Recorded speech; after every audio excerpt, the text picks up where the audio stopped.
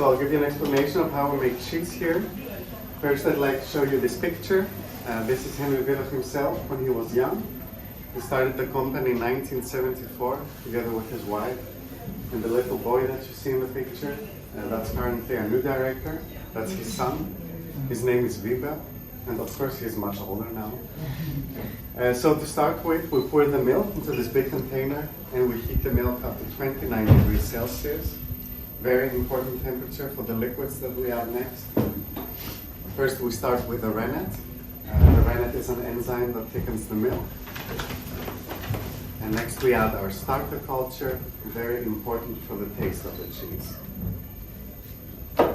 Now after just half an hour, the milk starts to set. It becomes really thick like pudding.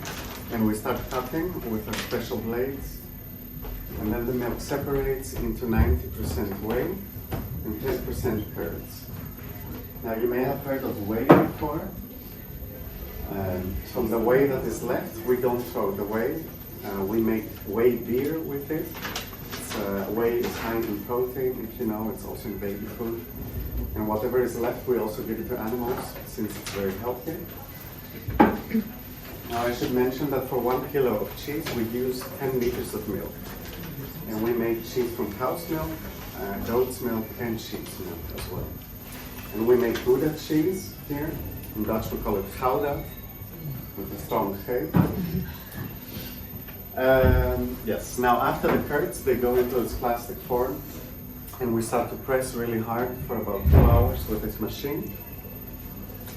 And when that is done, the cheese goes into a salt water bath, which is 80% water, 20% salt. Very important for the taste of the cheese, but also for the preservation of the cheese. We leave them here for about 24 hours. And after we dry the cheese, we label them and we put a layer of paraffin, which is the yellow coating that you see. And then the cheeses are left on the shelves to ripen. Now after 1 month, we call it young cheese. After 4 months, we call it middle-aged cheese. And after 8 months or longer, we call it old cheese. And in the ripening process, so the young cheese is soft, creamy. And the old cheese is hard, but much stronger in flavor. Yeah, it can also be used as a weapon if you want. Now in the Netherlands, we eat a lot of cheese. So we use these cheese slicers, very handy for sandwiches. Do you want to try some cheese?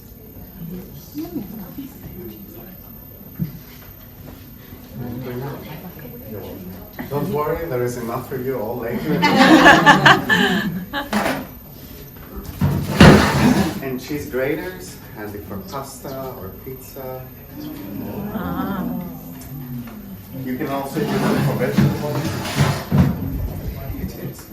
Now this cheese, the one I gave you to try, is our farmer's cheese. This is our traditional cheese. It's made the old way. This is made with unpasteurized milk and animal rennet. Unfortunately, if you are from the United States or Australia or Canada, this is the only cheese you cannot bring back home because it's unpasteurized. But we have also all of those cheeses. Those are made with pasteurized milk, and they're also made with microbial rennet, which is a plant-based enzyme, so they're 100% vegetarian. And you can keep all of our cheeses for 1 month without fridge closed. And our most popular flavors are green pesto, truffle cheese, herbs and garlic, cumin, and plain Gouda. It's very similar to the farmer's cheese but pasteurized.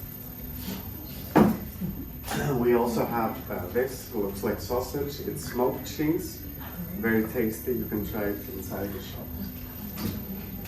And about cheese tasting, we have about 39 different flavors in the shop. It's all spread.